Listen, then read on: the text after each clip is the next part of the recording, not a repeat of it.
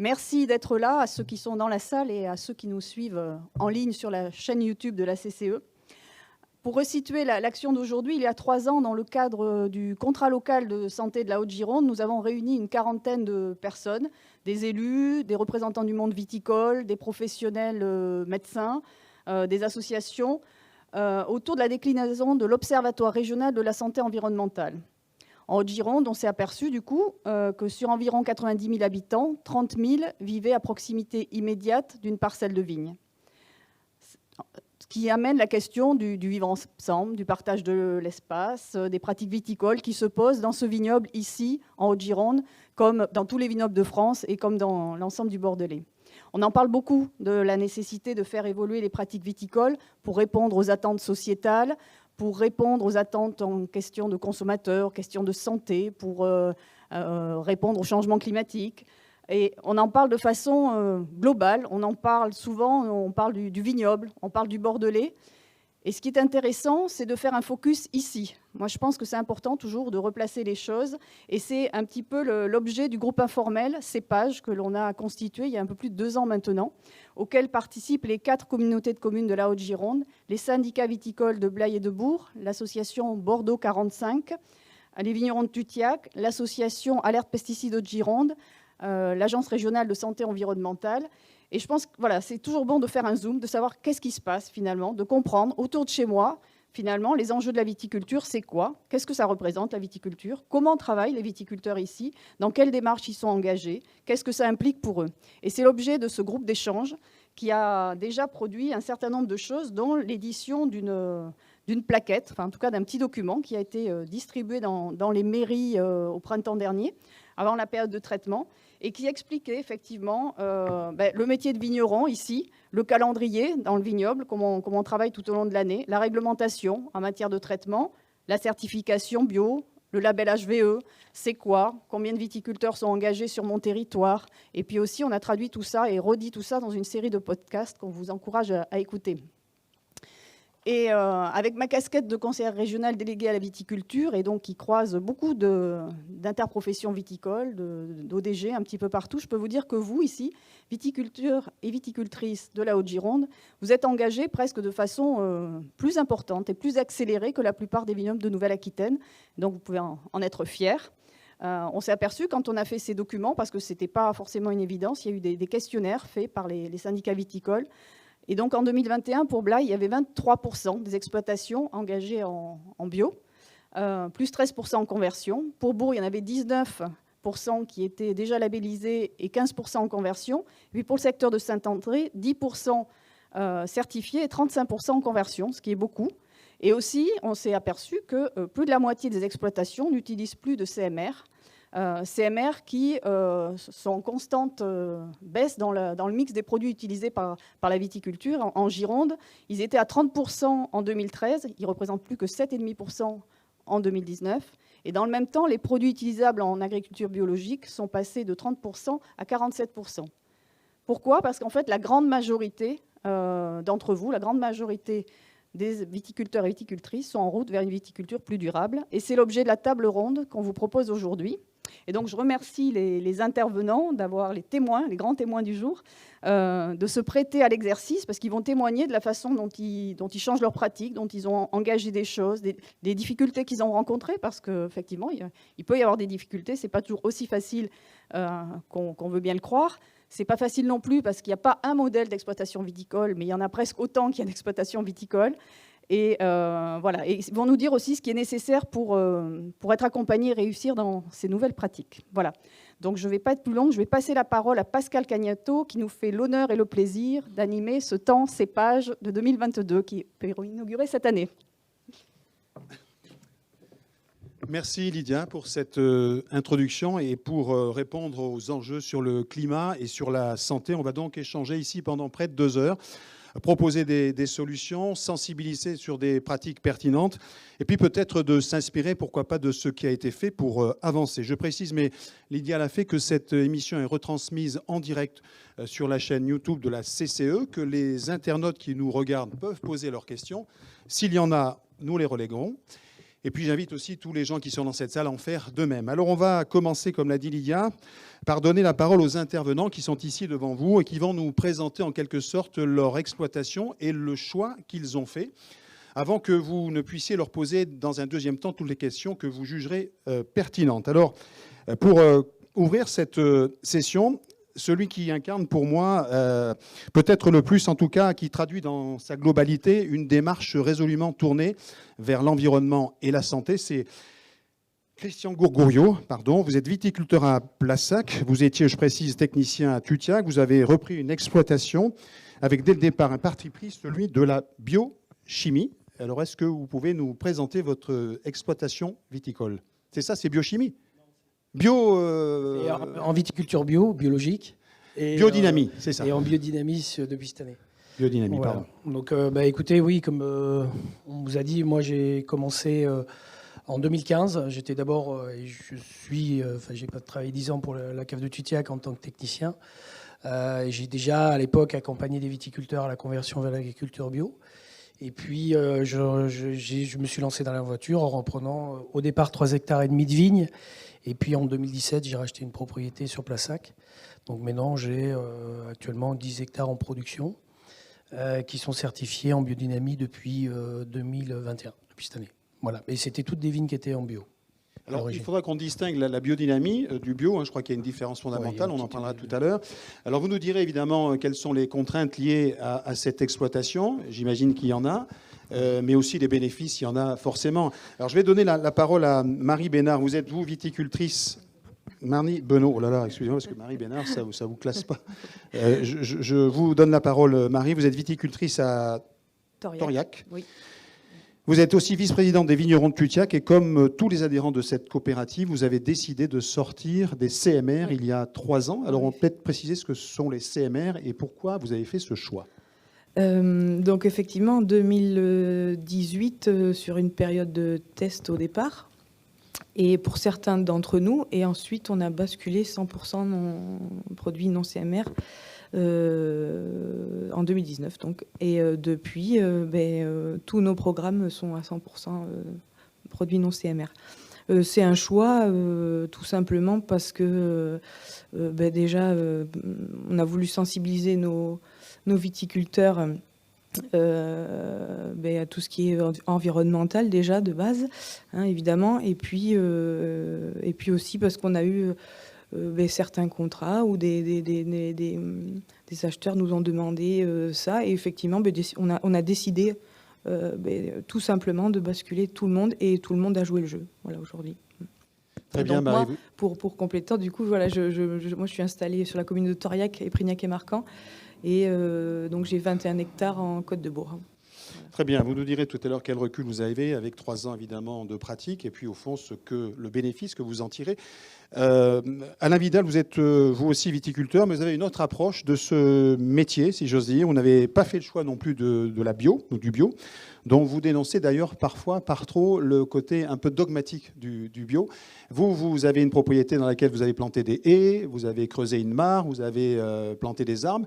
À quoi ça sert tout ça, Monsieur Vidal ? À faire joli. Donc Alain Vidal, Château du Brau, 27 hectares. Donc depuis notre installation il y a 25 ans, on a toujours été sensible, je dirais, à la protection de l'environnement. Aujourd'hui, on est engagé dans une démarche avec l'association La Belle Vigne, qui est une association qui regroupe des scientifiques, techniciens, viticulteurs, au plan national, même quelques viticulteurs étrangers. Et c'est une approche, je dirais, générale, qui prend en compte aussi bien le sol, la protection, la génétique, extrêmement intéressante. Moi d'abord, je salue la démarche des viticulteurs bio, parce que le mouvement bio qui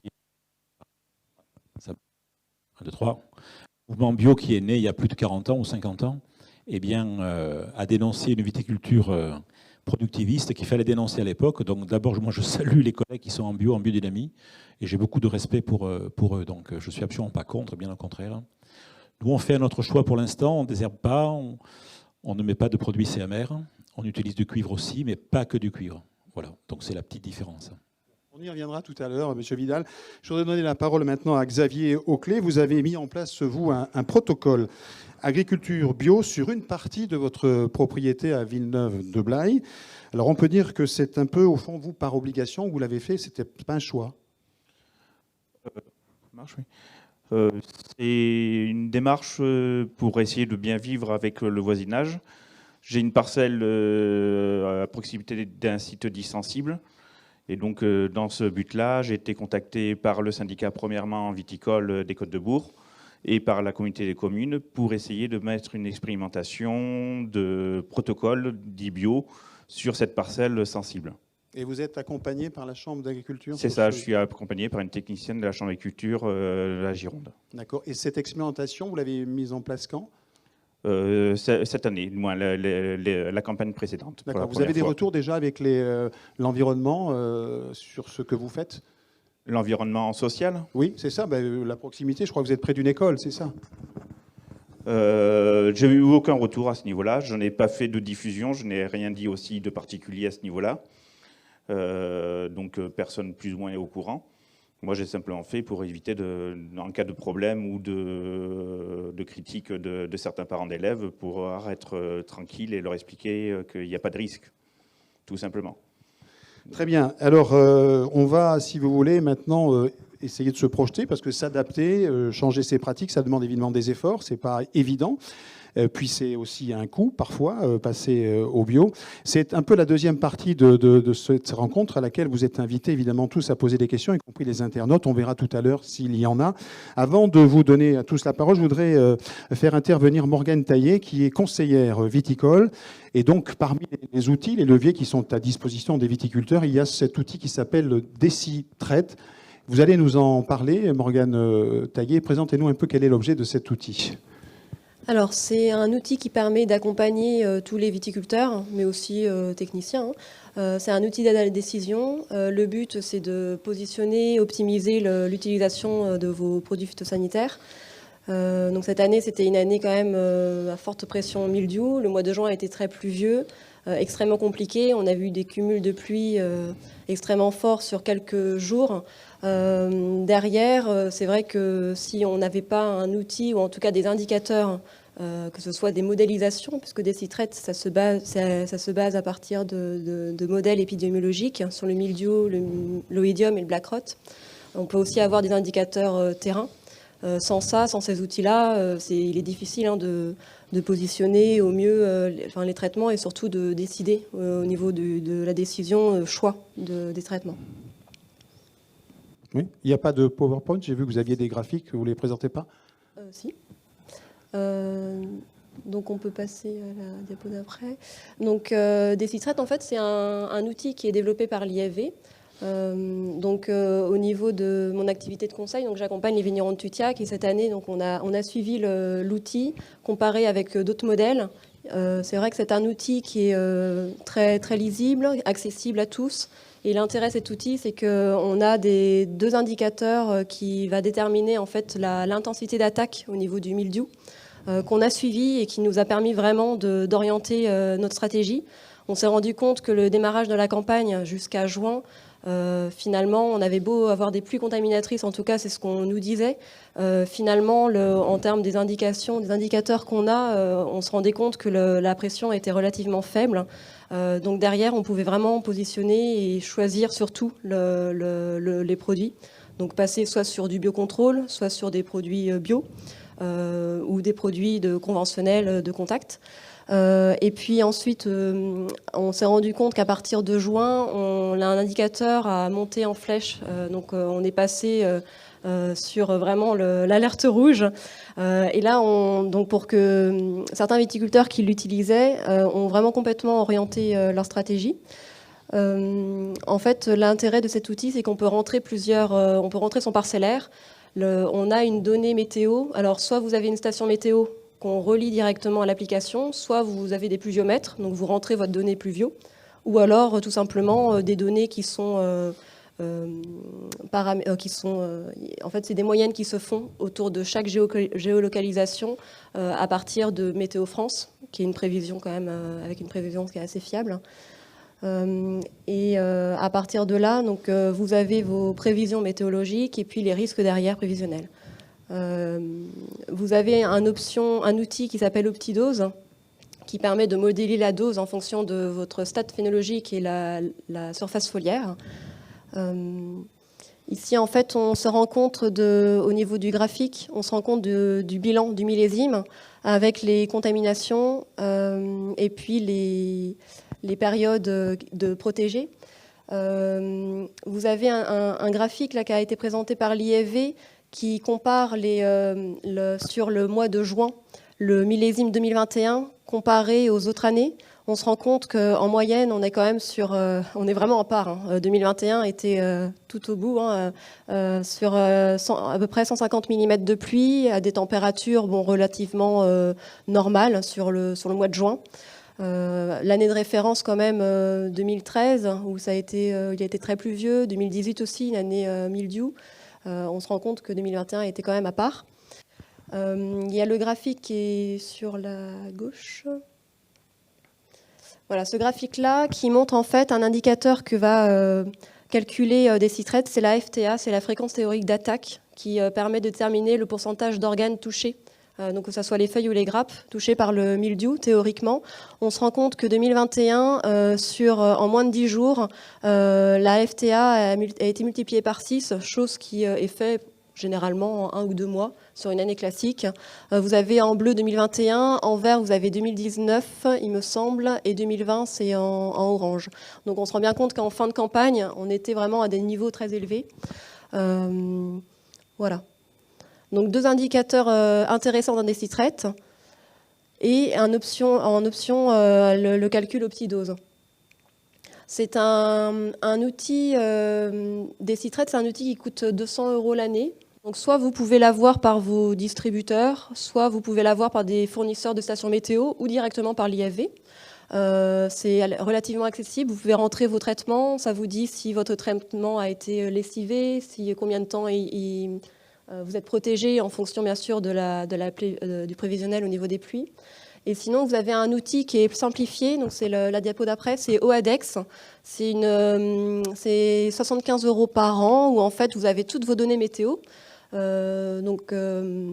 Ça, c'est sans station météo. Si jamais vous voulez avoir vos données, ça fait un maillage autour de vos parcelles sur des moyennes qui se calculent automatiquement et ça vous donne aussi la prévision de risque au niveau du mildiou. Donc la prévision de risque, c'est une fourchette entre 0 et 5 et voilà, ça vous donne une indication. Voilà pour un outil d'aide à la décision qui est intéressant. Après, sur le terrain, il y a d'autres outils qui commencent à se mettre en place. Il y a des pièges à sport, où c'est un outil quand même complémentaire qui est en train d'être étudié, qui donne une indication supplémentaire, puisque là, on parle de modèle, donc on reste sur le théorique, même si le modèle a été avéré. Le piège à sport est un outil qu'on met sur le terrain pour vraiment capturer les spores et se rendre compte de l'intensité d'attaque. Je vais vous parler aussi des essais en biocontrôle qui ont été mis en place. On va le faire un peu plus tard, si vous voulez bien. Oui, c'est sûr. Mais c'est une deuxième partie. Je voudrais qu'on complète sur cet outil DECITRED qui paraît à la fois peu cher et très intéressant pour la décision pour les viticulteurs. Vous vouliez rajouter quelque chose, Lydia ? En fait, cet outil, il a été testé au niveau régional et à la cave des vignerons de Tutiac et à la cave de Buzet dans le cadre d'un essai, d'une expérimentation de l'assurance pour un changement de pratique en fait, qui a été fait sur 80 hectares entre les 2 structures sur 3 années, 2019, 2020 et 2021. Et les résultats qui ont été remontés par l'IFV, c'est qu'il y a eu une baisse sur les 3 années entre moins 30 et moins 50% d'IFT, voilà, alors plutôt moins 30 les années difficiles et plutôt moins 50 les années plus faciles sur tout ce qui était attaque fongique, hein, voilà, donc on a moins utilisé, et qu'en fait c'était une expérimentation pour voir voilà, si on déclenche de l'assurance, s'il y a eu une perte de récolte, voilà. Et en fait sur les 80 hectares, il y a eu un problème sur 1 hectare sur les 80, qui est un hectare très sensible, certainement très fragile, mais en fait ça, voilà, ça a bien démontré la pertinence finalement de cet outil. Je peux rajouter quelque chose au niveau de cet outil-là. Cette année, que ce soit à Buzet ou à Tutiac, les premiers traitements ont été faits le 31 mai. Donc vraiment très tardivement. Le protocole et l'outil, en tout cas avec DesiTraites et avec le protocole qui est mis en place sur le terrain, ça a permis vraiment de retarder le plus tard possible les traitements, sachant que la règle de décision première, c'est l'apparition de taches au vignoble. Et en termes d'économie de traitement, en effet, on est passé de 6 passages à Tutiac en tout cas, en moyenne, anti-mildiou 6 passages et anti-oïdium 2 passages, mais en tout c'était 6 traitements. En général, je ne sais pas combien vous y étiez sur vos parcellaires, mais facile entre 10 et voire plus pour les bio. En termes d'IFT, on était aux alentours de 5-6 pour les mildious et entre 1 et 3 pour l'anti-oïdium. Donc vraiment, on a pu abaisser les IFT considérablement pour cette année, alors qu'on était une année difficile, pour avoir des rendements qui étaient très suffisants, puisqu'on a fait le plein, pratiquement le plein, et très peu de dégâts sur le terrain.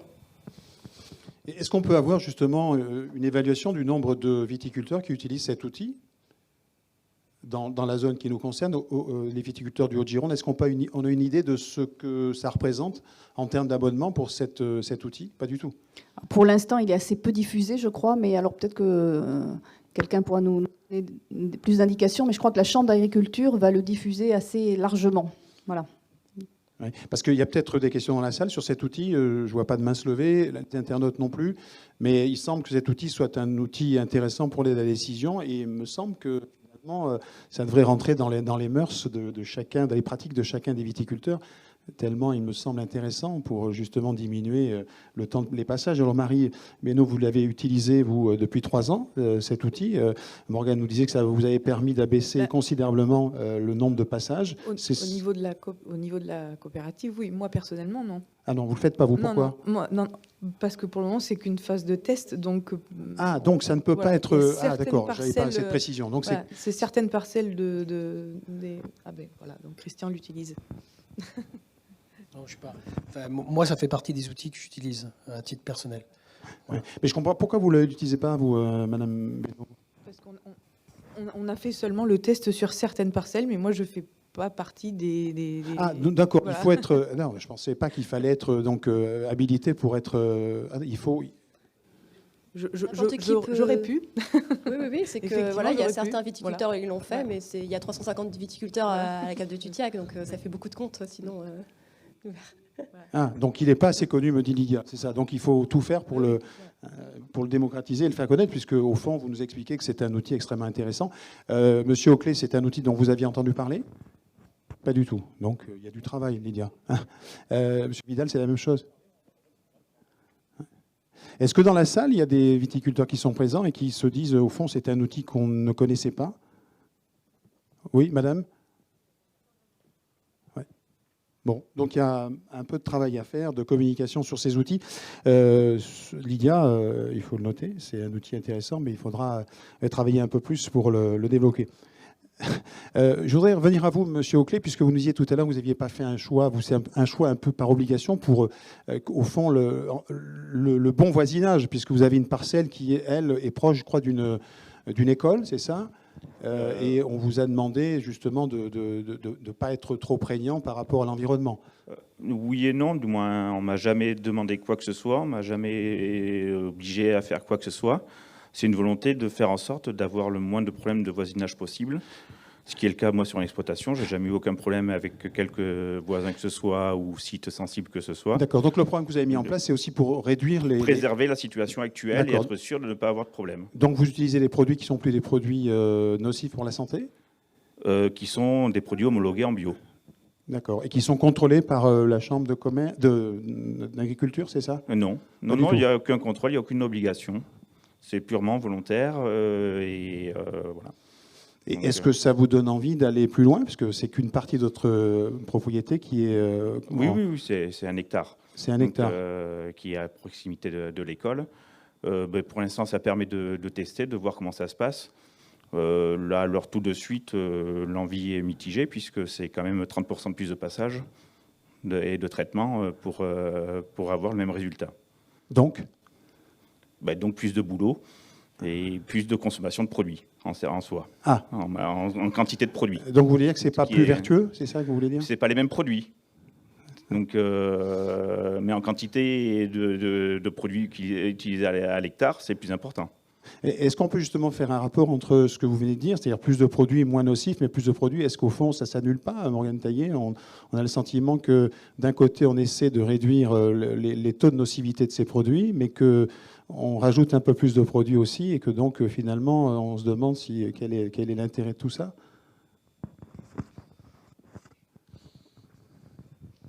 Mais en effet, comme vous le disiez, c'est pas du tout les mêmes produits. Donc il y a certains produits de synthèse, d'autres en effet mais là dans ce cas-là c'est l'agriculture biologique. Donc oui voilà, donc c'est entièrement bio, certains qui sont biocontrôle, donc avec mécanisme naturel. C'est sûr qu'il y a plus de passages, donc il y a forcément peut-être si on regarde par exemple l'analyse de cycle de vie au niveau global, c'est sûr qu'en termes de consommation carbone et autres, ça peut être plus consommatrice. Après, au niveau production de produits, on n'est pas du tout sur les mêmes choses.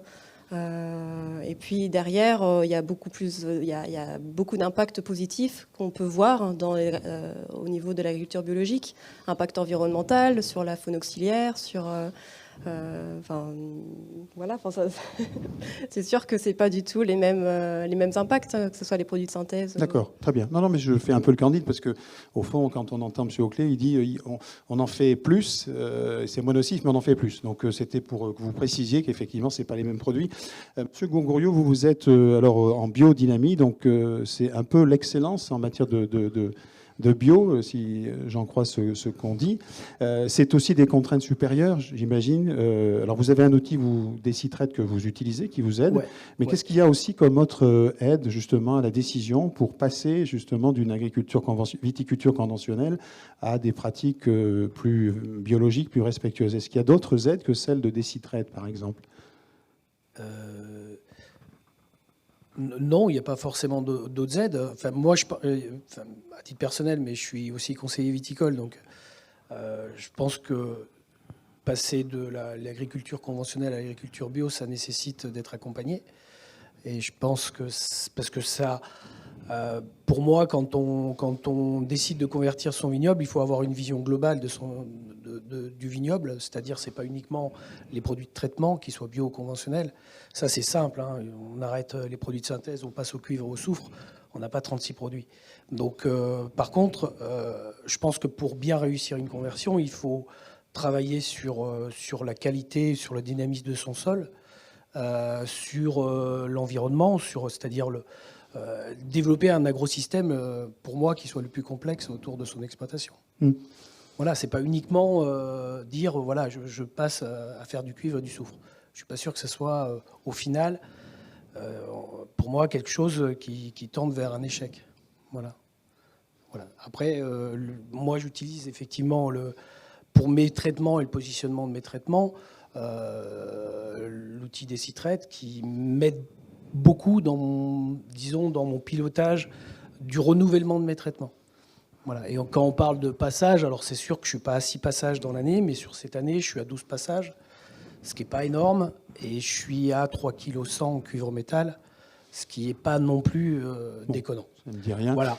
Enfin, et si vous voulez, en agriculture biologique, on est limité à 4 kg de cuivre depuis je ne sais plus quelle année. Ça fait pas si longtemps, avant on était à 6 kg, donc effectivement ça réduit. Alors il y a un lissage sur 7 ans. 4 kg de cuivre métal, hein, c'est l'équivalent cuivre métal. Et en biodynamie, on descend un peu plus bas, on descend à 3 kg. Voilà. Donc c'est un peu la contrainte, un peu plus. Voilà. Alors, M. Vidal, la différence qu'il y a entre vous et M. Gongouriot, puisque vous êtes en agroécologie, donc vous essayez de créer un biotope, j'allais dire, vous disiez tout à l'heure, en essayant de créer un biotope qui soit intéressant pour la vigne, mais les traitements que vous faites sont des traitements de synthèse.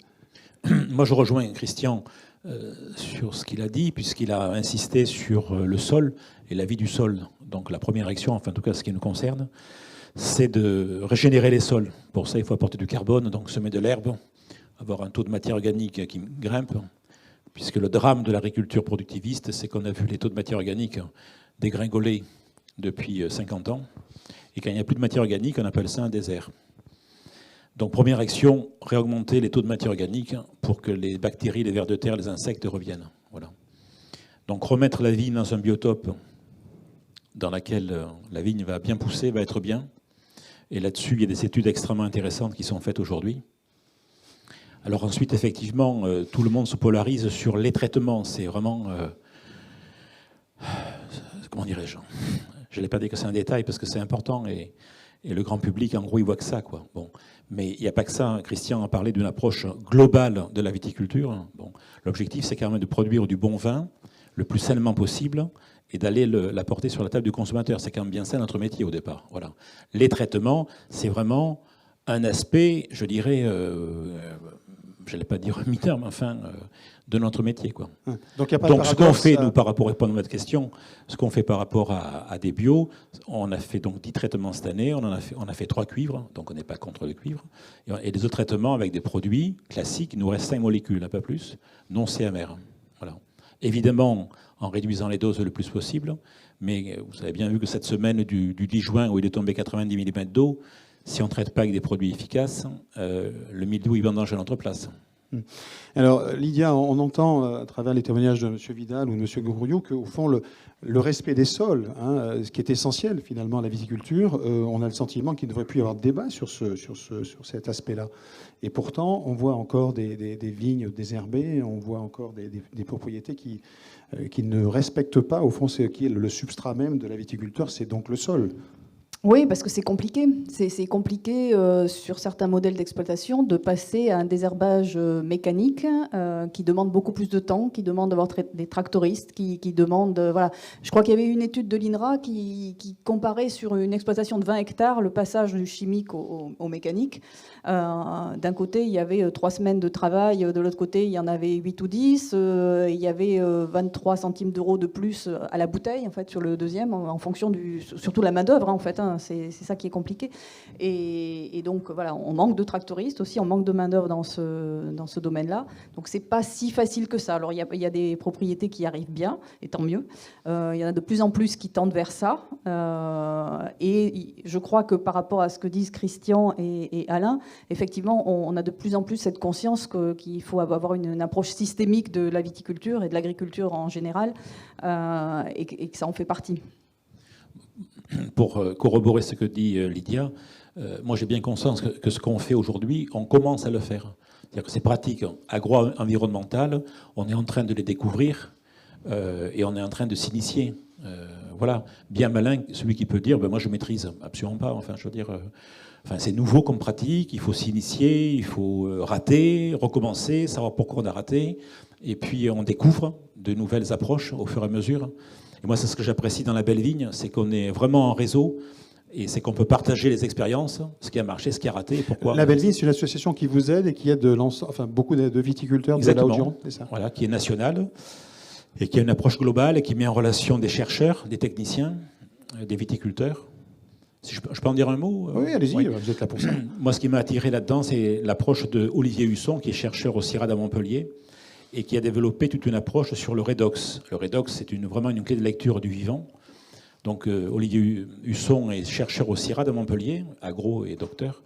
Il a une équipe, et ils ont compilé plus de 2000 publications. Et ils se sont aperçus, alors je la fais brève, hein, ils se sont aperçus que lorsque les végétaux... Allô ?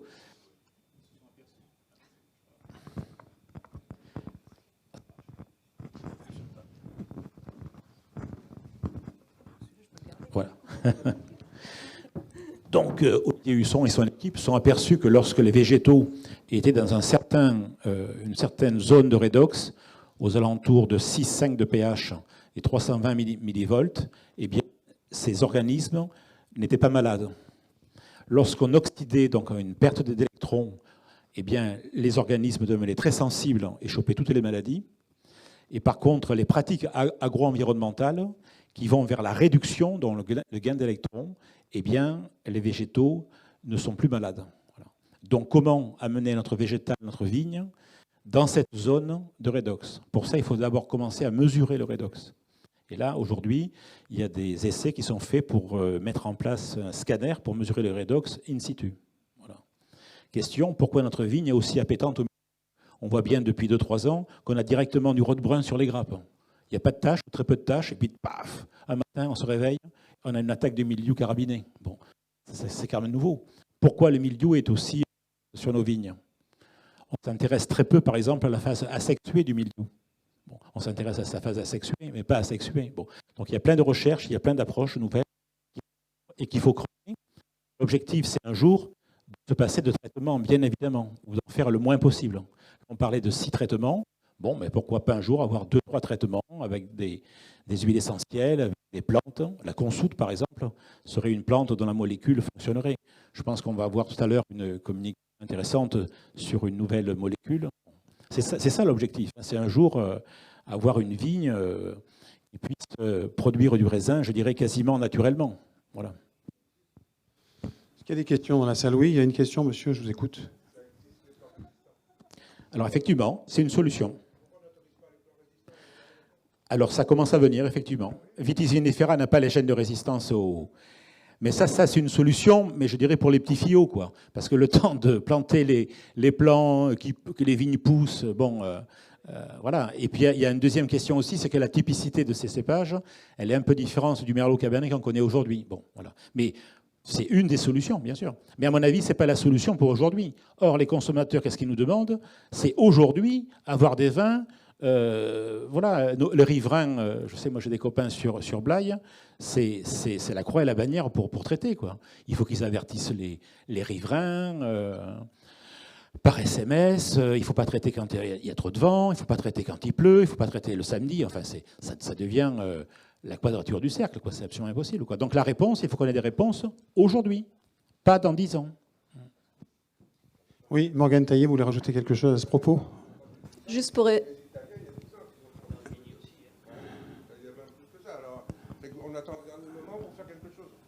Alors, il y a des cépages résistants qui sont actuellement plantés. Au niveau de la vigneron des vignerons de Tutiac, il y a une vingtaine d'hectares, vidox, vinaigri, avec des potentiels aromatiques qui sont tout à fait excellents. Pour vous donner une indication, en termes de traitement, on est entre 1, maximum 2 traitements contre une dizaine. Cette année, la seule problématique, parce qu'ils sont résistants au mildiou et au idium, la seule problématique, c'est le black rot. Cette année, il y a eu quelques attaques black rot, donc on a dû mettre un traitement ciblé. Et puis bien sûr, il y a de la flavescence dorée, donc qui est obligatoire partout. Mais voilà, ça existe et ils sont par contre en VSIG. Ils ne sont pas en appellation. D'accord. Marie Bénaud, juste pour vous redonner la parole, vous, donc plus de CMR dans les vignes. On va vous donner un micro, je crois que... Peut-être regarder celui-là. Donc plus de CMR depuis 3 ans dans vos vignes. Vous avez des produits qui sont des produits naturels comme le soufre ou le cuivre. J'utilise aussi oui, bien sûr, des produits naturels. Aussi. Oui, Alors, Monsieur Vidal disait, le consommateur aujourd'hui est assez exigeant sur la qualité du produit. Est-ce qu'avec le recul, les 3 ans de recul, vous avez constaté déjà sur la qualité du vin des changements? Ça, sur la qualité du vin, c'est surtout sur la qualité des raisins que ça peut varier. Si effectivement. Mais c'est pas la même chose, la qualité du vin et les raisins? Oui, mais oui, c'est sûr que c'est lié évidemment. Mais je veux dire, c'est surtout si on a des problèmes de maladie qu'on va récolter forcément des raisins malades et donc du coup avoir des problèmes de qualité derrière. Mais après, sur la variation de la qualité en elle-même, sur un vin fini, il n'y a pas de différence particulière, non. D'accord. Est-ce qu'il y a des questions dans la salle? Attendez, on va vous donner le micro, monsieur, parce qu'on ne vous entend pas. Oui, on parle des CMR, là. Mais quand vous voyez un consommateur, vous lui demandez ce que c'est le CMR, il ne sait pas ce que c'est. Non, ça, j'avoue que je ne peux pas vous contredire. On a précisé ce que c'était. Ils savent que c'est du bio, ils savent ce que c'est des bouteilles traditionnelles, mais si vous mettez 100 CMR sur une bouteille, le consommateur ne sait pas ce que c'est. Il faut être viticulteur pour le savoir. Lydia, la région, sur cette question du bio, on sait que c'est une région qui est très engagée, hein, qui est une des premières régions, d'ailleurs en surface bio, je crois, de France, toute production confondue. Si je me trompe, vous me le dites, hein, Lydia. Jusque-là, ça va. On voit bien qu'il y a besoin d'aide, d'encadrement, de communication, et qu'au fond, peut-être que ça manque. Est-ce que la région, justement, politiquement, elle ne peut pas porter comme ça des politiques plus, je vais dire, oui, plus agressives pour inciter, sensibiliser ceux qui ne sont pas encore passés en bio? Ah, on a un problème de micro. Il y a que le... Ah, ici, il marche. Voilà. Ça marche? Oui. Alors, la région accompagne à des dispositifs d'accompagnement pour la conversion au bio. Hein, ça, c'est des choses qui existent et qui sont relativement bien connues des agriculteurs. Après, on l'a vu, le bio en soi, c'est un des axes de changement. Ça fait partie des méthodes de changement, mais aujourd'hui, il y en a d'autres, et parfois les gens entrent sur une évolution par d'autres biais, et c'est ça qu'il est important aussi d'accompagner. Et la région porte un programme qui s'appelle Vitirev, Innovons pour des territoires respectueux de l'environnement, dans le cadre duquel il y a effectivement un certain nombre d'expérimentations, de programmes de recherche qui vont effectivement dans le sens d'avoir plus effectivement de cépages résistants, plus de produits de biocontrôle et donc des alternatives qui visent, comme on l'a dit, à effectivement expérimenter pour pouvoir diffuser après plus largement des résultats sur des outils comme des Citrate. Enfin, voilà, donc là-dessus, il y a une vraie politique volontariste, en effet. Alors, je regardais dans la plaquette, j'ai fait un petit calcul, si je ne me trompe pas, sur l'ensemble de la Haute-Gironde, hein, de la zone qui nous intéresse, sur les appellations. J'ai vu qu'il y avait à peu près 20% d'exploitation qui étaient en bio et à peu près autant qui étaient en cours de conversion. Donc ça fait à peu près 40%, c'est pas mal. Mais il y a quand même 60% encore de propriétés qui ne le sont pas.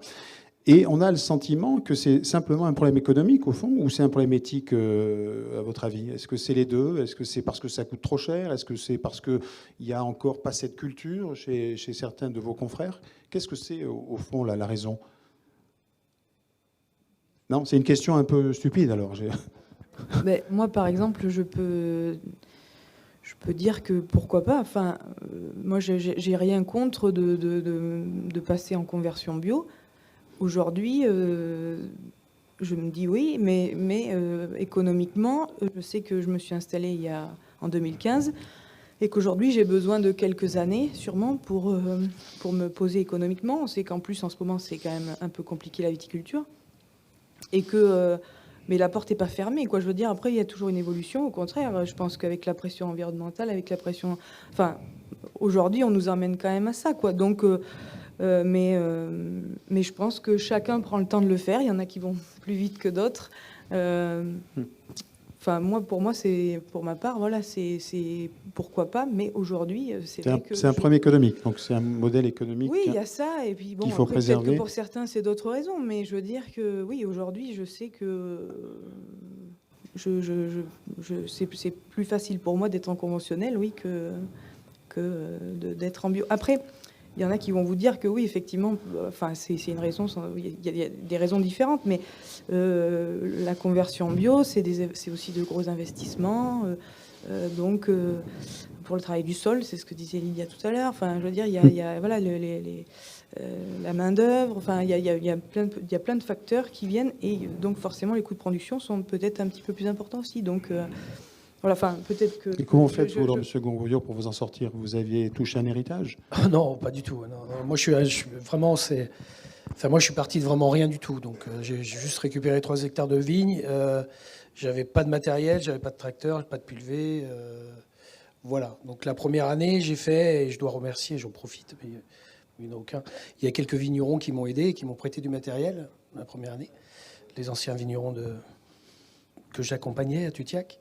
Et ensuite, j'ai fait avec les moyens du bord. Alors moi, j'essaye de développer une viticulture bio, on va dire, économe le plus en passage, ce qui n'est pas forcément simple parce que je dois jongler entre, effectivement, mon activité de conseil, de formation, et maintenant 10 hectares de vignes. Donc, j'ai opté pour des techniques. Alors, j'ai acheté du matériel avec mes voisins. J'ai acheté un pulvé en commun avec un autre Donc voisin. on peut mutualiser les moyens. J'ai essayé de mutualiser. De toute façon, j'avais pas le choix. Voilà, donc j'ai commencé avec pas grand-chose. J'ai un tout petit peu plus, mais j'ai pas énormément de matériel. Et donc voilà, après il y a des choses que je fais pas, quoi. J'ai abandonné depuis quasiment le début de tondre. Alors après moi c'est un choix. C'est à la fois un choix agronomique, c'est-à-dire que je tombe plus, je roule mon herbe. Les tournières sont jamais tondues. Je ne rogne pas. J'ai abandonné certaines choses à faire, à la fois parce que j'avais une conviction agronomique que c'était intéressante, et aussi pour des problématiques de temps. Voilà. Donc je pense que c'est aussi un moyen que j'ai trouvé, moi, pour essayer d'adapter à la fois et d'avoir mon objectif, qui c'est quand même de produire. Donc c'est pas de faire 20 hectos, quoi. Donc à part 18 où je me suis viandé... Ouais. Moi j'ai envie de vous poser une question au fond. Il s'agit de préserver l'état sanitaire de la vigne et c'est le but des traitements, c'est ce que j'ai cru comprendre.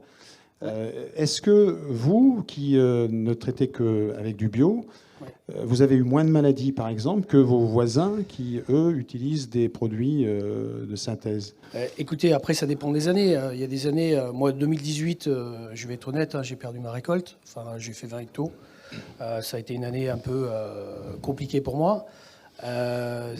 Voilà. Après, les autres années, j'arrive à gérer, quoi. Donc, est-ce que j'en ai plus, est-ce que j'en ai moins? Cette année, je tournais... Vous avez pas récolté parce que vous aviez trop de maladies et que le réseau... En 2018, en 2018, j'avais un très vieux pulvé que j'avais acheté d'occasion, voilà, et il a montré ses limites.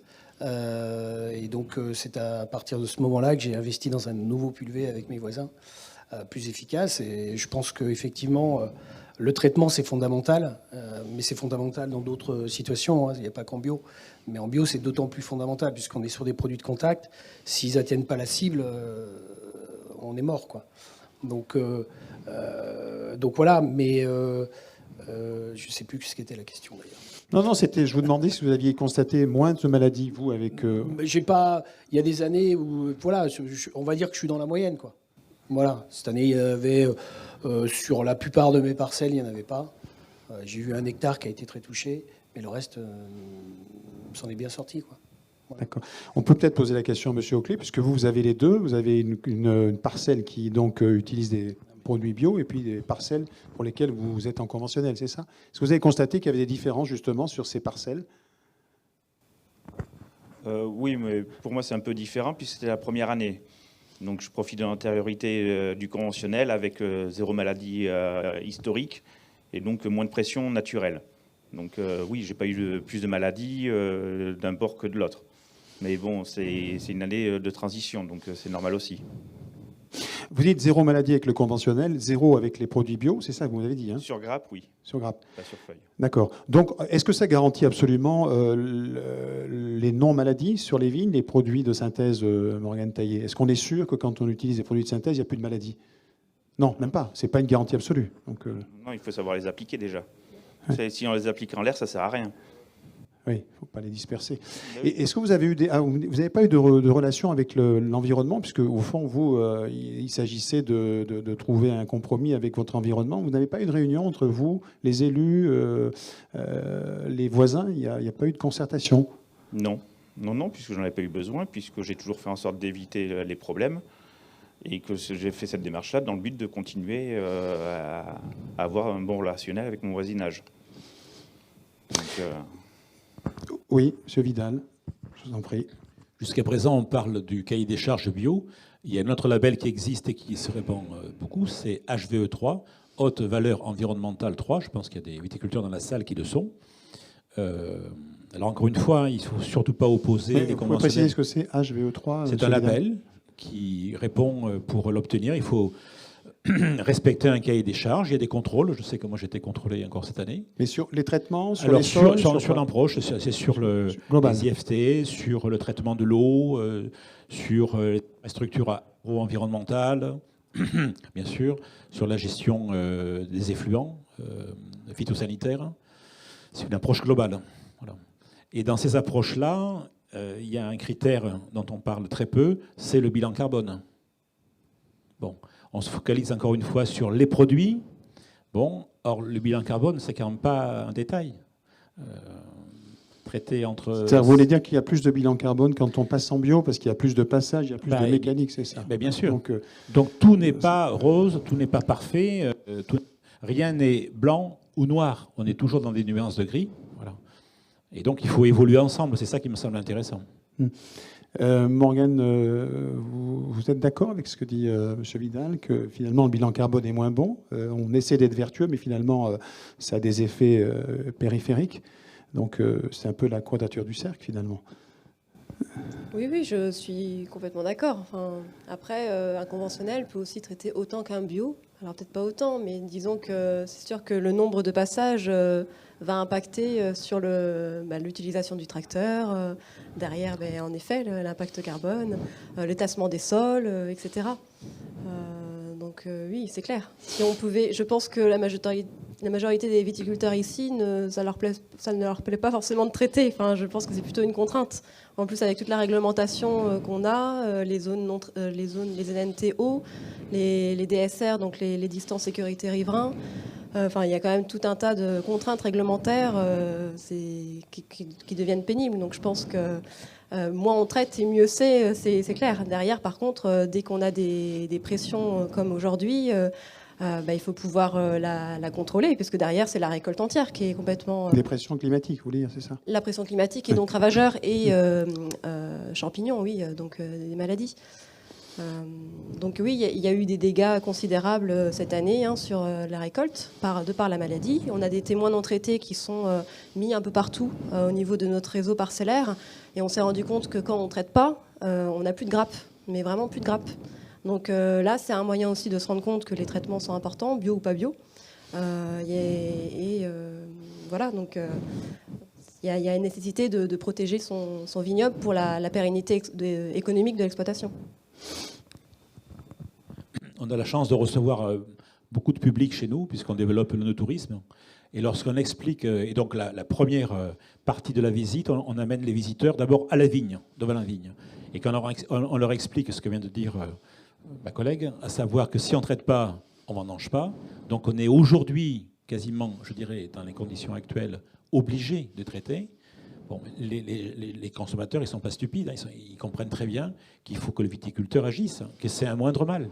Voilà, donc il suffit d'expliquer, de faire de la pédagogie et d'expliquer qu'on prend des précautions, on est intelligent, on fait ce qu'il faut pour faire bien, on ne salope pas le boulot, on ne détruit pas la nature, on la respecte, mais on est des agriculteurs. Il faut qu'on tire une récolte de notre vignoble pour vivre. Voilà, c'est une nécessité. On a des entreprises à faire vivre derrière. S'il n'y a pas de récolte, il n'y a pas de sous. C'est aussi simple que ça. Voilà. Non, mais j'ai compris qu'il y avait plusieurs façons d'aller vers ce côté bio de la viticulture. Hein. Il y a les normes HVE, il y a la biodynamie, il y a le bio. Donc il y a plusieurs étapes, si j'ose dire. Je voudrais vous poser cette question parce que j'ai l'impression que vous défendez d'une pratique qui serait un peu paradoxale entre le sol et puis les traitements. C'est-à-dire que vous garantissez des sols vertueux, si j'ose dire, enfin, qui sont fertiles, mais en même temps, vous n'allez pas jusqu'au bout de votre démarche, puisque vous utilisez toujours des produits de synthèse. Et c'est ce que j'entends, au fond. C'est vous, c'est cette revendication. Cher monsieur, vous êtes un très bon journaliste. Là, vous interprétez, je suis désolé. Ah, alors, vous allez me dire. Vous interprétez. Parce que qui a dit dans la salle aujourd'hui que les produits de synthèse étaient moins bien que le cuivre? Parce que c'est ce que vous suggérez dans votre question. Non, mais moi, je n'ai pas dit ça. Je dis simplement que... Je suis désolé, mais tel que vous posez la question, vous le suggérez. J'ai posé la question à Morgane Taillé. Les produits Or, jusqu'à présent, on ne prend pas du cuivre au petit déjeuner dans un bol. Hein. Bon. Non, ça... Oui, mais enfin, l'objectif, c'est plutôt de revenir à des produits plus naturels que de synthèse. C'est bien ça l'objet de notre... Et bien sûr, cher monsieur, je vous l'ai dit tout à l'heure, si on continue à opposer bio et conventionnel, on ne s'en sortira pas. C'est stérile comme discussion. C'est vraiment du bas étage. Il faut sortir par le haut. Pour sortir par le haut, il faut d'abord avoir des sols vivants, premièrement. 2, comprendre comment la vigne fonctionne. Et on est encore loin de connaître tout sur la physiologie de la vigne. Je vous l'ai dit tout à l'heure. Pourquoi la vigne est aussi appétante pour le mildiou? 3, on ne connaît encore pas forcément tout de la physiologie du mildiou. Bon, voilà. Donc il faut sortir par le haut, donc il faut travailler dans la belle vigne. Moi, je sais que depuis 3 ans, je n'ai jamais autant bossé sur le plan intellectuel pour suivre, pour étudier, écouter, lire ce qui se dit, ce qui se fait ailleurs. Voilà. C'est ça qu'il faut faire. Voilà. Et surtout ne pas opposer les gens ou les méthodes. Vous voyez ce que je veux dire? Très bien. Mais donc d'abord avoir des sols vivants, d'accord? Ça, c'est la première des choses. Et après, essayer de protéger notre végétal comme on peut, aujourd'hui, comme on peut. Voilà. En essayant de respecter l'environnement. Je suis sûr qu'il n'y a pas un viticulteur ici dans la salle qui aime traiter et qui aime dépenser des sous pour traiter. Évidemment, si on pouvait ne pas traiter, on le ferait tous. C'est bien évident. Lydia, vous voulez rajouter ? Pour répondre aussi à ta question, il y a eu des études faites par Ecobiose, donc c'est des chercheurs sur la biodiversité, justement sur en viticulture conventionnelle et en bio, qu'est-ce qu'on retrouve dans le sol comme taxons. Alors les taxons, c'est les familles de bestioles en gros qu'il y a dans le sol, pour résumer vulgairement.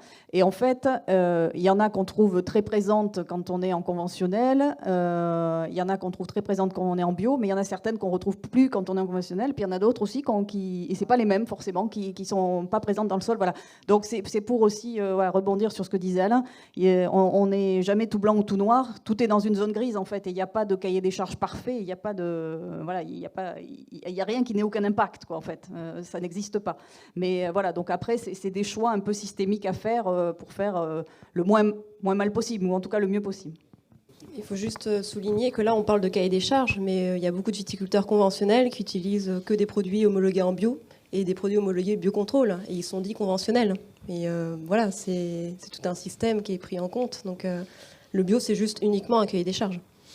Alors vous parliez justement de biocontrôle, Morgane Taillé, vous mettez en place des essais sur ces produits aussi. Vous pouvez nous en parler ? Oui. Donc il y a des essais qui sont mis en place au niveau des vignerons de Tutiac, donc des produits de biocontrôle qui sont pour certains homologués déjà, d'autres qui sont en voie d'homologation. Donc les produits de biocontrôle, donc voilà, qui utilisent tous les mécanismes naturels. Vous pouvez avoir tout ce qui est macro-organismes. Les macro-organismes, par exemple, ça va être les trichogrammes qu'on peut mettre au niveau pour les vers de grappe. Ce sont des parasitoïdes qui vont directement parasiter la larve, qu'on utilise aussi sur les grandes cultures, maïs ou autres. Donc en vigne, ça existe.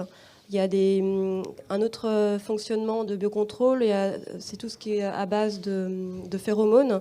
Donc la confusion sexuelle, c'est une méthode homologuée depuis les années 80. En fait, c'est des diffuseurs qu'on va mettre au niveau de la vigne. Donc c'est des diffuseurs passifs qui vont libérer des phéromones. Les papillons, donc c'est la famille des tordeuses, le ver de grappe, vont être perturbés. Les mâles ne vont pas reconnaître les femelles, ne vont pas s'accoupler. Donc derrière, on limite les pontes et donc les larves et donc les attaques sur grappe. Cette méthode donc fonctionne très bien. Après, il y a des mécanismes. Il y a d'autres produits à base de produits d'origine minérale ou végétale. On peut citer l'argile kaolinite qu'on utilise pour la cicadelle verte, les huiles essentielles d'orange douce qu'on utilise aussi pour la cicadelle verte, mais pour le mildiou. Voilà, il y a plein de produits qui sont homologués. Et donc cette année, au niveau des essais, alors je ne sais pas si vous voulez projeter, en tout cas au niveau des essais, il y a eu... D'accord, ça ne fonctionne plus. Donc sur la confusion sexuelle, donc, sur les secteurs à forte pression, donc le secteur de Bourg, certains secteurs de Blayais, il y a quand même de très forte pression, Eudémis et Cochilis. On a fait des essais avec un nouveau diffuseur qui vient d'être homologué, c'est le BioTwin, donc qui est biodégradable. C'est-à-dire que jusqu'à maintenant, les diffuseurs qu'on mettait dans les vignes, elles sont plastiques. Ça demande une certaine technique de pose, puisque ce sont diffuseurs qui diffusent à un périmètre assez restreint. Là, le nouveau diffuseur permet de mettre 2 fois moins à l'hectare et se dégrade dans le sol dès qu'ils tombent au sol. L'objectif des essais, c'était pour tester leur efficacité et surtout voir si dans des secteurs Gironde, on avait bien une efficacité juste de la confusion avec ces diffuseurs. Donc sur des produits qui sont homologués, on a dépassé la phase d'essai, ils sont donc à disposition ou il faut attendre encore ? Alors justement, il y en a un qui vient juste d'être homologué cette année, donc uniquement Eudémis, le BioTwin. Le Eudémis Cochilis va être homologué peut-être courant d'année. Donc plutôt adapté en tout cas dans le secteur ici. Mais en effet, il y a le premier diffuseur homologué, c'est dans les années 80, c'était le RAC. Mais il y a d'autres méthodes qui commencent à se mettre sur le marché, que ce soit la pulvérisation au niveau de la confusion ou alors des diffuseurs dits actifs. Où là, on a en fait un aérosol qui va diffuser des phéromones. Donc il y a différentes techniques qui fonctionnent et différents produits qui sont homologués. Ensuite, on a fait des essais au niveau pour les antibotes, donc pour la pourriture, botrytis, à base de Bacillus amylolique faciens. Donc, ce sont des bactéries qui viennent coloniser la feuille et qui, par phénomène de compétition, les champignons, donc le botrytis, ne va pas pouvoir s'installer. Donc, on l'a fait chez un viticulteur avec une parcelle témoin, c'est-à-dire qu'il y avait eu un produit conventionnel et une parcelle témoin où il n'y avait rien eu du tout. Donc sur Sémillon, on s'est rendu compte, et sur Merlot, on s'est rendu compte qu'en début septembre, on avait 2 fois moins de pourriture avec le fameux produit donc, qui s'appelle Taegro, donc le Bacillus. Il y a eu d'autres essais en Gironde, plus globalement, donc hors Tutiac. Les essais sont très prometteurs avec de meilleurs résultats que les nôtres. Nous, en fin de campagne, on a eu les résultats étaient un petit peu moins bons parce qu'on aurait dû retraiter. Le protocole doit être renouvelé. En tout cas, il faut qu'on expérimente pour prouver une efficacité. Il est aussi homologué sur le mildiou, l'oïdium. C'est un autre type de produit à base de bacillus qui existe et qui a une efficacité. On a testé un produit à base d'extrait d'algues, donc là qui n'est pas encore homologué. Donc c'est la start-up Immunrise qui depuis 3-4 ans plutôt, met en place au sein de différents partenaires et dont Tutiac des essais pour voir son activité anti-mildiou. Donc on s'est rendu compte sur 80% des essais que l'efficacité est de l'ordre de 90%. Donc dans des années à faible à moyenne pression, mildiou. Dans les 20% des autres cas, on s'est rendu compte que dans de très fortes pressions, là il vaut mieux ne pas jouer et passer sur des produits à forte efficacité, donc que ce soit du cuivre ou des produits conventionnels, un autre produit. Morgane, ce sont des essais qui sont faits dans une zone géographique très définie, c'est-à-dire que vous parlez de ces essais, mais on peut imaginer que dans d'autres régions viticoles, il y a aussi des expérimentations. Est-ce qu'il y a des échanges entre les régions viticoles de France et que vous partagez vos expériences? Oui, donc Immunrise, en fait, ils ont fait les essais en Charente, en Gironde et en Champagne. Donc on a les mêmes conclusions, c'est-à-dire qu'on s'est rendu compte aussi cette année qu'il y avait une efficacité anti-black rot. Donc là, grosse nouveauté. Donc la start-up est en train de mettre en place toute l'évaluation pour homologuer le produit. Et donc là, cette année, on va réitérer les essais pour voir l'efficacité Black Rot. Là, vraiment, les résultats étaient très flagrants. Donc hyper intéressant. Ils sont en train aussi de regarder les efficacités sur d'autres cultures. Il n'y a pas que la vigne. Oui, là, il y a des perspectives intéressantes, Lydia, quand on entend ce que dit Morgane. Oui, mais c'est vrai que c'est complexe parce que Immunrise, ça fait depuis 2015 ou 2016 qu'ils travaillent sur leurs molécules d'algues. Il y a toute une période, tout un processus d'expérimentation pour valider l'efficacité du produit, etc. Et puis après, toutes les démarches d'homologation pour obtenir l'autorisation de mise en marché auprès de l'ANSES, qui est extrêmement longue et extrêmement coûteuse. Et souvent, ces recherches, elles sont faites par des petites start-up. Et le coût d'une homologation, c'est entre 500 000 euros et 2 millions d'euros. Et il faut entre 5 et 8 ans, quoi. Donc en attendant, il faut vivre, quoi. Et donc toute la complexité, effectivement, d'accompagner toutes ces structures. Et on a créé au niveau de la Nouvelle-Aquitaine un cluster qui regroupe toutes les entreprises qui proposent ces solutions pour qu'elles mutualisent aussi certaines choses, notamment les expérimentations et d'autres choses encore, et qu'elles puissent avoir toutes les chances de bien répondre au dossier qui est demandé d'homologation, qui est un casse-tête épouvantable. Parce que souvent, en fait, une fois qu'elles ont fait toutes les démarches, d'abord on leur dit, bon, vous aurez en gros une réponse dans 2 ans ou dans 3 ans. Et en plus, au bout d'un moment, on leur dit finalement, il manquait ça dans le dossier, vous n'avez pas bien fait ça, et clac, on repart en arrière. Donc, pour éviter en fait que ce cheminement, pour raccourcir un peu ce cheminement et accélérer finalement les nouvelles solutions, on essaie de les accompagner.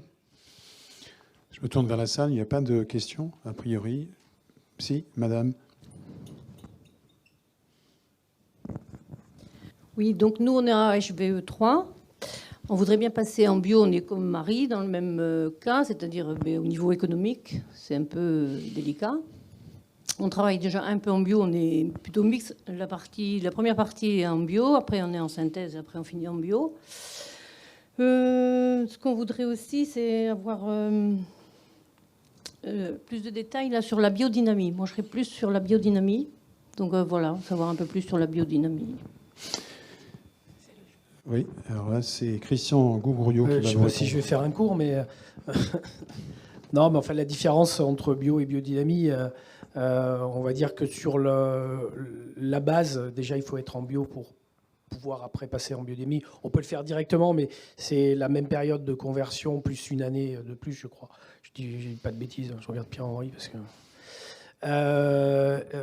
voilà, après, proprement dit, en fait, pour être en biodynamie, vous avez toute la partie... Alors, au niveau chai, c'est quand même plus contraignant que le bio, c'est-à-dire que là, en gros, vous n'avez plus grand-chose. Voilà, vous pouvez encore sulfiter, mais avec des doses de sulfite qui sont plus basses, puisque je crois qu'on est limité à 70, c'est ça, je ne suis pas trompé, en total, contre 100 en bio et 150 en conventionnel. Je suis juste là, je regarde l'ODG en même temps. Et après, on va dire qu'en produit œnologique, on n'a plus trop grand-chose. Voilà. Pour ce qui est de la vigne, on va avoir une obligation de faire des préparations biodynamiques, donc qui sont en gros, vous en avez deux. Une qui s'adresse au sol, l'autre qui s'adresse plutôt au feuillage. Donc on appelle 500, 501 ou silice et corne de bouse, qui sont les deux leurs noms, qui nécessitent d'être biodynamisés. Donc ça demande d'investir aussi dans un biodynamiseur. Voilà. Et ouais, il y a un travail effectivement avec le calendrier lunaire. Voilà. Après, on a la possibilité, enfin, on n'a pas l'obligation, je crois, d'utiliser des tisanes, mais ça permet de pouvoir éventuellement dépasser la dose de cuivre. C'est ça, hein? Je ne dis pas juste. C'est ça. Enfin, moi, comme j'utilise depuis le début des tisanes, donc je ne me suis pas posé la question. Voilà. Donc des tisanes de plantes, hein, voilà. Et en gros, c'est les grosses différences. Pour le reste, ça ne change pas grand-chose. Voilà. Mais bon, je pense quand même que vaut mieux passer par l'étape bio et aller vers la biodynamie, parce que effectivement, même moi, cette année, je suis passé de 4 à... En général, je tournais autour des 4 kg de cuivre métal. Là, cette année, j'ai fait 3 kg. Je m'inquiétais un peu quand même. Donc, je pense qu'il faut quand même préparer voilà, il faut un peu maîtriser un peu sur le sol. Ouais, mais ça, je pense que tout le monde peut le faire. Hein. Est-ce qu'il y a d'autres questions dans la salle? Non. Marie Beynaud, je vais revenir vers vous. On ne vous entend pas depuis un petit moment. On a vu qu'évidemment, vous étiez dans une démarche, sortie des CMR, vous n'avez pas encore décidé d'aller plus loin. Qu'est-ce qui pourrait vous faire changer d'avis? Alors, vous m'avez parlé évidemment du modèle économique. Il faut évidemment que ça coûte moins cher. Mais est-ce que c'est la seule barrière pour vous? Je pense que après c'est le changement de tout. Et moi, je me dis que déjà, même quand on est en conventionnel, il y a quand même moyen d'essayer de faire les choses comme il faut. Donc, effectivement, l'arrêt du CMR, des CMR, pour moi, c'est important. Ça a été, voilà, oui, j'ai fait partie de la première vague, d'ailleurs. Et il y a ça. Et aujourd'hui, je regarde aussi... j'essaie de réduire mes doses dès que je peux. Utiliser des produits biocontrôle, j'utilise aussi du coup des produits qui sont en bio, hein, forcément. Enfin, je veux dire, en début de campagne, en fin de campagne, je veux dire, voilà, j'essaie aussi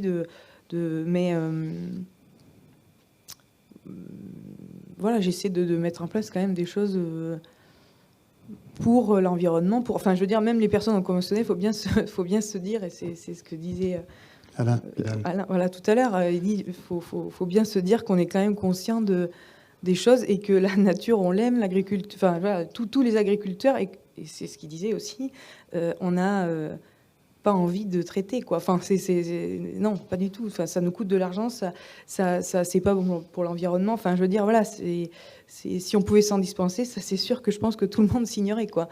Ça, c'est clair. Mais il y a aussi une exigence, puisque évidemment, avec le changement climatique, le changement du climat, ça va demander sans doute aussi une adaptation nécessaire, indispensable. Donc c'est aussi pour vous aussi une obligation de s'adapter, de prévoir, d'anticiper. C'est un peu ça aussi votre métier, Alain Vidal. C'est la raison pour laquelle on a fait un essai de plantation d'arbres, un projet qu'on a appelé 1000 arbres à Dubrow, qui a été inauguré le 25 novembre dernier, sous la présidence de Lydia, puisqu'on a été aidé par la région Nouvelle-Aquitaine. On a planté 1200 arbres sous la forme de haies et puis d'un bosquet, on a creusé une mare. Donc bosquet et mare, c'est pour la biodiversité et aussi le côté esthétique.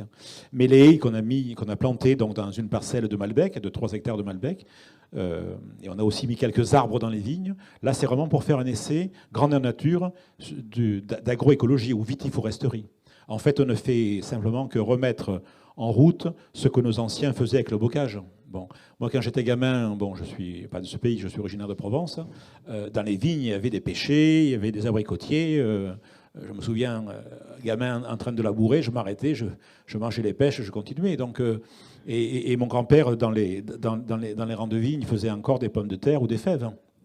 Bon, donc le sol était vraiment couvert. Ça, c'est un des premiers principes de l'agroécologie, c'est avoir toujours des sols couverts. Voilà. Donc là, on fait un essai grandeur nature pour avoir des haies, avoir au moins une centaine d'arbres par hectare pour la biodiversité, l'effet mycorhizien dans le sol, l'ombrage, essayer de diminuer la température entre 3 et 5 degrés par hectare. Ça, c'est prouvé. Hein. Il y a un domaine en agroécologie qui s'appelle Émile Grelier, à la Pouillade, à 20 km d'ici, et qui travaille comme ça depuis plus de 20 ans. Et il constate ça. Hein. Voilà. Ou une quinzaine d'années, enfin, oui. Voilà. Donc, l'agroécologie, voilà. L'agroécologie. On a évoqué tout à l'heure, Morgane Taillé, la recherche avec l'INRAE sur des cépages plus résilients. C'est sans doute peut-être une partie de la réponse aussi pour l'avenir, des cépages plus résilients. On en est où là ? Vous en aviez parlé tout à l'heure un peu, mais est-ce qu'on peut imaginer que dans quelques années, on n'aura plus besoin de traitement parce qu'on aura... Alors, je ne dis pas des produits OGM, hein, mais des cépages plus résilients. Résistants, oui, des cépages résistants. Donc oui, il y en a de plus en plus qui sortent dans le catalogue. Ouais. Mais on peut les planter ou Oui, c'est autorisé, oui. Ouais. On a une autorisation de planter. Par contre, ils ne sont pas autorisés dans l'appellation. Donc ils sont en vin sans IG. Ils ont pas on enlève l'appellation dès qu'on plante. Voilà. Oui, ce qui n'est pas forcément attractif, peut-être pour les viticulteurs. Oui, c'est contraignant, oui. Ouais. Et puis derrière, il y a le rendement derrière, 150 hecto-hectares, c'est quand même un gros rendement à avoir. Donc, et puis derrière, oui, il faut aussi pouvoir valoriser par une appellation, donc, qui n'est pas le cas. Il y en a beaucoup de ces cépages plantés ici ? Par ici, je ne pense pas. Bon, déjà au niveau de Tutiac, il y a une vingtaine d'hectares. Après, je ne sais pas. Mais 20 hectares qui sont en commercialisation ? Qui sont en production, oui. En production et donc commercialisés. Oui, et donc qui sont commercialisés sous quelle appellation ? Vincent Gigé. Il y a du coup Vincent Gigé, ouais. Mais on les commercialise sous le zéro résidu de pesticides en tout cas. C'est un label à part. Voilà, on essaye de le valoriser, mais je pense qu'il faudrait encore plus les valoriser parce que ils sont quand même, c'est atypique. C'est la première année de production, voilà. Ça fait oui, c'est ça. Et ils sont donc commercialisés par la cave de Tutiac, c'est ça ? Oui, c'est ça. Oui, très bien. Est-ce qu'il y a des questions dans la salle ? Je ne sais pas si les internautes se manifestent. J'ai Ève là-bas en haut qui désespérément me fait signe que non. Donc, pour l'instant, pas de questions des internautes. Je voulais simplement dire, là, sur les vins sans tissu, là, les UFG, là, il y a des viticulteurs qui font de la bouteille eux-mêmes, qui vendent à un prix entre 5 et 6 euros, et qui ne sont pas une appellation. Hein. Et ils gagnent quasiment plus d'argent que nous avec une appellation. Donc, voilà, quoi. Parce qu'en plus, tu n'as pas de contrainte de cahier des charges. Tu fais ce que tu veux. C'est que le problème, quand tu as l'appellation, tu as une contrainte de cahier des charges. Des questions ? Non, pas de questions dans la salle. Christian Gourgourio, vous entendez ces cépages, ça vous concerne pas finalement parce que. Je suis pas contre en planter. Hein. Je suis pas contre en planter. Hein. Ça... non, moi ça m'intéresse. J'ai un petit projet sur 30 arts là, ou sur un demi-hectare de planter du cépage résistant. Donc oui, non. C'est pas parce qu'on est en bio ou biodynamique qu'on veut pas utiliser ces cépages-là. Hein. C'est que de l'hybride. Hein. L'hybride, il était largement répandu. Jusqu'il y a 20 ans, 25 ans, il y avait encore des hybrides un peu partout. Hein. Donc c'est juste un... Il faut casser l'image un peu préconçue qu'on a de ce type de vin. Oui, enfin, il y a toute une histoire autour des hybrides. Donc voilà, c'est juste la suite, quoi. On a repris le travail qui avait été fait d'hybridation au moment du phylloxéra, quoi. C'est la première chose qui a été faite. Donc en fait, ce travail-là, voilà, c'est juste une reprise. Il y a eu une interdiction à un moment donné des hybrides, et là on repart sur un système d'hybridation. Donc, moi je trouve ça, pourquoi pas. Hein. Et en plus, on peut faire plein de choses avec des hybrides. Enfin, c'est-à-dire ? Enfin non, il y a une capacité de création de nouveaux cépages qui peut être intéressant. Voilà. Après, là, on sort complètement de l'AOC, mais enfin, il y a des gens qui travaillent. Enfin, on avait été, quand j'étais encore à Tutiac, on avait été voir Pujibé à Béziers. Il s'éclate lui avec des hybrides. Donc, il y a un champ. Il y a un champ de développement, si je vous entends, sur les hybrides. Oui, c'est ça. Enfin, des perspectives. Après, on peut Après, il faut faire gaffe, hein, parce que mine de rien, effectivement, ça reste de la résistance aux maladies. Donc, on va se retrouver peut-être, et c'est peut-être le point sensible, avec de la résistance à la résistance. Mais c'est juste ça qu'il faut qu'on fasse gaffe, quoi. Voilà, et quand vous dites qu'on peut s'amuser avec ces cépages, c'est-à-dire qu'on peut faire des vins un peu différents. Oui, il y a plein de choses qui se font par hybride, parce que en fait, il y a un matériel génétique. La Vitis vinifera, il est présent dans pas mal de pays, et ce qui sert à l'hybridation, il y en a, je crois que il y a des zones de Vitis qui sont des réservoirs génétiques intéressants. Ouais. Et donc il peut y avoir un développement même commercial sur ces vins, qu'est-ce que vous en pensez ? Je sais pas, ça je sais pas. Moi, c'est pas mon côté, ça. C'est votre avis, vous ? Après, le problème, c'est qu'effectivement, les AOC sont basés sur un profil, sur un goût. Donc, effectivement, à partir du moment où on introduit d'autres cépages, on modifie effectivement le goût de l'appellation. Donc, c'est aussi ça qu'il faut voir. Après, je suis pas sûr que les vins qu'on fait maintenant sont pareils que les vins qui se faisaient au XIXe siècle. Il y avait aussi une diversité, il y en a qui s'amusent à reprendre des vieux cépages, il y avait aussi une diversité en Gironde de cépages qui était énorme et qui ont tous disparu avec... on a réduit le nombre de cépages de manière importante, donc il y a aussi ça et je pense que les vins qui se faisaient dans ces moments-là étaient différents de ce qui se fait maintenant. Donc le goût du vin de Bordeaux, je sais pas, c'est un autre débat, mais le goût du vin de Bordeaux, il peut évoluer aussi. Voilà. Vous dites qu'il y avait plus de cépages avant qu'il y en a aujourd'hui, c'est bien ce que j'entends. C'est pas moi qui le dis, mais oui, il y avait tout un tas de vieux cépages qui ont à un moment donné... Est-ce que ça a concouru à ce que finalement il y ait moins de maladies aussi sur la vigne, cette diversité de cépages ? Peut-être. Après, le problème, c'est que la diversité de cépages a disparu avec l'arrivée du mildiou, de l'oïdium et du phylloxéra. Donc en fait, c'est historiquement ces maladies-là qui venaient des États-Unis qui ont fait que ça s'est recentré sur un certain nombre de cépages. Voilà. Et donc il y a un certain nombre de cépages bordelais qui ont disparu à ce moment-là. Voilà. Soit parce qu'ils n'étaient pas adaptés. Après, il y avait peut-être un problème d'adaptation. Et il y en a qui s'amusent actuellement à les replanter pour voir ce que ça donne dans nos climats actuels, quoi. Voilà. On a une idée là-dessus, Mme Taillé, sur justement la réintroduction de vieux cépages qui pourraient, au fond, rééquilibrer un peu le biotope dans la vigne et faire en sorte qu'il y ait peut-être moins de maladies. Je ne sais pas, c'est une hypothèse. Hein. Il n'y a pas d'études là-dessus. Oula. Il y a sûrement des études là-dessus. Après, c'est sûr que plus on diversifie le nombre de cépages, on diversifie les individus, même au sein même d'un même cépage. Je pense qu'il y a des individus, des cèpes qui sont plus ou moins sensibles. Donc forcément, ça contribue au fait qu'on multiplie la réaction face aux agressions extérieures. Donc c'est comme tout. Dans une population, on a différents individus, donc il faut pouvoir prendre en compte la diversité génétique, puis la diversité, là on parle de cépages, donc d'hybrides. Mais oui, je pense que ça contribue. Oui. Mais est-ce qu'il y a des cépages plus résistants que d'autres ? Parce que là, sans parler des hybrides, est-ce qu'il y a des cépages qui le sont ? Là, sans parler des hybrides, on peut prendre le cas du Malbec, puisque en Côte-de-Bourg, on en parle pas mal. sur le mildiou, il est quand même vachement moins sensible que le merlot, quoi. Le merlot, c'est vraiment une plaie sur le mildiou. C'est pour ça qu'on voit beaucoup de Malbec aujourd'hui. Ah ben, je pense que la plantation de Malbec, en tout cas, reprend un peu le corps, parce que c'est vrai qu'il a l'avantage de produire bien.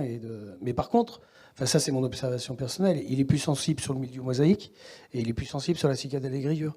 Donc on n'a pas le cépage parfait, mais sur la grappe, il est quand même vachement moins sensible que le merlot, quoi. Voilà. Donc il y a aussi... Est-ce qu'il y a des questions dans la salle? Oui, monsieur, heureusement que vous êtes là. Pour le changement climatique, il va falloir peut-être changer les cépages. Enfin, je sais pas, est-ce qu'il s'est étudié? Est-ce qu'on y réfléchit? Oui, c'est une question pour vous, Morgane Taillé. Enfin, ou Alain Vidal, comme vous voulez. Déjà ici, dans notre zone, qui est une zone, on va dire, un peu fraîche, on peut déjà faire mûrir les Cabernet Sauvignon. Enfin, nous, on le voit à Saint-Vivien, on a une parcelle. Les premières années, même récoltées au 25 octobre, les Cabernets étaient encore un petit peu verts. Et aujourd'hui, eh bien, cette parcelle-là, elle passe systématiquement dans le grand vin. On a de très très beaux Cabernet Sauvignon, quoi. Donc ça, on le constate, quoi. Le réchauffement climatique, ben oui, on le constate, hein. Ça, c'est clair. Donc déjà, faire mûrir les cépages que nous avons. Oui, mais on entend souvent qu'effectivement, le réchauffement climatique, ça va impacter les plantes et que donc ça sous-entend qu'il va falloir réadapter les cépages, mais pas seulement pour la viticulture, pour toute forme d'agriculture. Donc c'est une question qui est légitime. Est-ce qu'on ne peut pas imaginer que dans quelques années, on aura de nouveaux cépages et que la viticulture bordelaise devra aussi accepter cette nouveauté? C'est une question que vous posiez, monsieur, c'est ça? Bon, tout le monde semble d'accord pour dire que oui.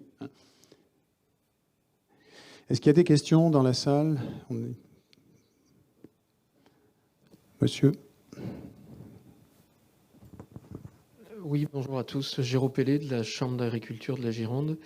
Alors, c'est pas en lien avec les changements climatiques, mais puisque vous insistez sur les questions, j'avais deux remarques. La première, c'est que on a accompagné avec l'INRAE, la partie de l'INRAE, enfin l'ancien CEMAGREF, qui sont des sociologues, un groupe de viticulteurs là sur Saint-Christoli et Saint-Vivien depuis 1 an et demi, notamment sur leurs relations par rapport au voisinage et aux attentes des voisins sur la transparence des traitements, etc.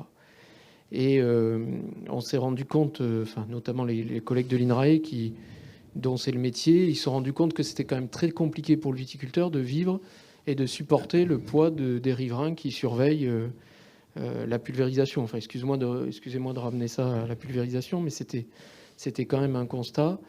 Et ensuite, en tant que modeste agent de chambre d'agriculture, enfin, même si le ministre dit souvent qu'on est l'acteur du dernier kilomètre avec les agriculteurs, quand on accompagne des personnes comme Monsieur Auclé sur le respect du site sensible et sur l'entente dans le bon voisinage, on a toujours aussi dans le souci de se dire est-ce que ça correspond, une conversion bio par exemple, ou l'utilisation de produits bio, est-ce que ça correspond économiquement au modèle de l'entreprise du viticulteur et est-ce qu'il est capable de le répercuter dans le prix de son vin ou le prix de ses raisins.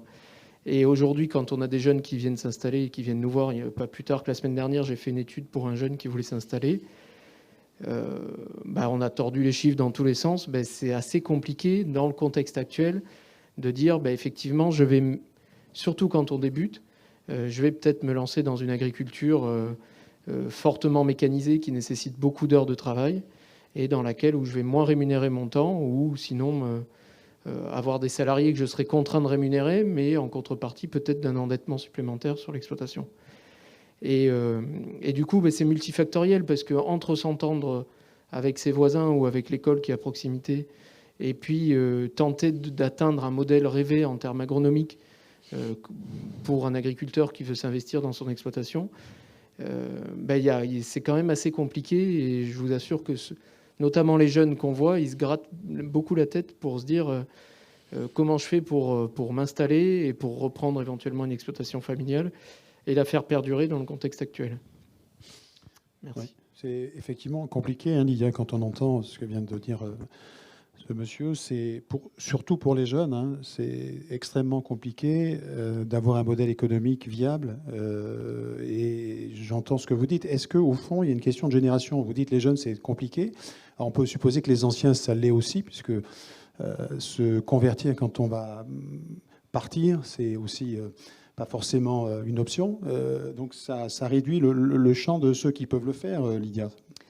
Oui, et en même temps, tu as dit tout à l'heure que tu as calculé là, que sur la Haute-Gironde, finalement, en 2021, là, il y avait à peu près en moyenne 20% des exploitations en bio, puis à peu près autant en conversion. Il y a très peu de temps, je crois qu'on était à moins de 10% de gens en bio, et donc l'accélération, elle va malgré tout très très vite. Même effectivement, et Christian l'a souligné, si une année on peut, enfin voilà, c'est une prise de risque quand même, on peut perdre une récolte et voilà. Donc effectivement, quelqu'un qui va s'installer ou quelqu'un qui est peut-être, comme tu disais, proche de la retraite, se pose des questions quand tu as une évolution et une prise de risque. Donc c'est normal. D'autant plus que voilà, ce que je vous disais au départ, il n'y a pas un modèle d'exploitation. Hein, ça dépend combien d'hectares on a, si on a des salariés ou pas, si on a un conjoint qui travaille, enfin voilà, il y a un équilibre en fait à trouver qui est quand même complexe. Néanmoins, je trouve que l'accélération, elle est quand même très impressionnante. Et qu'on a vu aussi que finalement, en bio, on sait ce que ça veut dire, il y a un cahier des charges, même si les consommateurs ne savent pas toujours ce que ça veut dire et que pour eux, souvent, bio, c'est sans traitement, donc ça crée aussi de la confusion. Mais pour ce qu'on appelle du conventionnel, donc le reste, qui ne correspond pas à un cahier des charges finalement, il peut y avoir des pratiques très très diverses et variées en fait. Et la plupart des viticulteurs ont plutôt des pratiques de plus en plus vertueuses dans leur façon d'être en conventionnel, on va dire, entre guillemets, parce qu'on n'a pas d'autres mots. Et que l'agroécologie, on met beaucoup de choses, il y a une définition aussi, mais il n'y a pas un cahier des charges non plus. Donc en fait, voilà. Mais les démarches de progrès, elles sont quand même là et on voit que c'est passionnant en fait, parce qu'il y a plein de pistes pour l'avenir. Donc voilà, je pense que c'est ce qu'on peut aussi retenir des témoignages d'aujourd'hui. Oui, c'est ça. Et puis que chacun y va à part, hein, comme on peut, hein, finalement, petit à petit. Tu disais tout à l'heure, est-ce qu'il y a un seuil critique, justement, pour passer en bio, en termes d'exploitation, de grandeur d'exploitation? Alors ça, je ne pourrais pas... Céline peut-être dans la salle, mais voilà, ça c'est aussi une question. Alors moi je suis passée en bio il y a 3 ans, enfin, j'ai commencé ma conversion et j'avais 50 hectares. Donc j'ai passé tout en bio. Ce sera à refaire, je suis pas sûre que je le referai, hein, parce qu'en termes de matériel, d'investissement, de personnel, parce qu'on manque de tracteuristes, c'est hyper compliqué. Alors bon, maintenant j'y suis, voilà, donc, mais je pense que ouais, peut-être que Christian, enfin les techniciens ou Morgane, je pense qu'une vingtaine d'hectares c'est gérable. Avec un tractoriste, mais au-delà, compliqué. C'est très compliqué. Est-ce qu'il y a des cas de gens qui étaient en bio et qui reviennent un peu en arrière? Ça arrive? Non.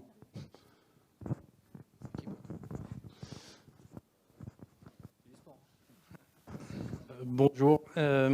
Pour la taille des structures, Vignerons Bio Nouvelle-Aquitaine et la Chambre d'agriculture ont valorisé des données qui montrent qu'à 25 hectares, la rentabilité est plus assurée qu'à 35 hectares sur un vignoble à 4500 pieds hectares.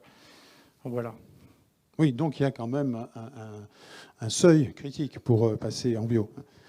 Oui, il y a un viticulteur récemment qui me disait, je crois qu'il est autour de 25 hectares, entre 20 et 25 hectares, et en fait, il avait pris 5 hectares de plus en fermage, et il m'a dit, je suis en conversion bio, et je crois que ces 5 hectares, finalement, je ne vais pas les continuer parce que je suis à un seuil où j'arrive à me débrouiller, où je peux m'en sortir, mais sinon, ça va être trop compliqué de gérer plus d'hectares en bio. Après, sur l'arrêt des gens qui arrêtent le bio, c'est très compliqué d'avoir des chiffres valorisables. Mais ça arrive, c'est ça, on vous entend, ça arrive. C'est assez rare, on en entend très peu. Par contre, dans les chiffres, on en constate. Et en général, c'est plutôt des fins de carrière ou des ventes d'entreprises qui vont à des structures plus grosses qui ne sont pas forcément dans la démarche. Mais aujourd'hui, les chiffres qui sont libérés par l'agence bio, la DRAF, etc., ne nous permettent pas d'être directement à dire, tiens, il y a tant d'arrêts de conversion. Ce qui est sûr, c'est qu'il y a eu beaucoup de conversions dernièrement, que c'est en train de se tasser un petit peu et que les gros des volumes vont arriver dans 2 ans.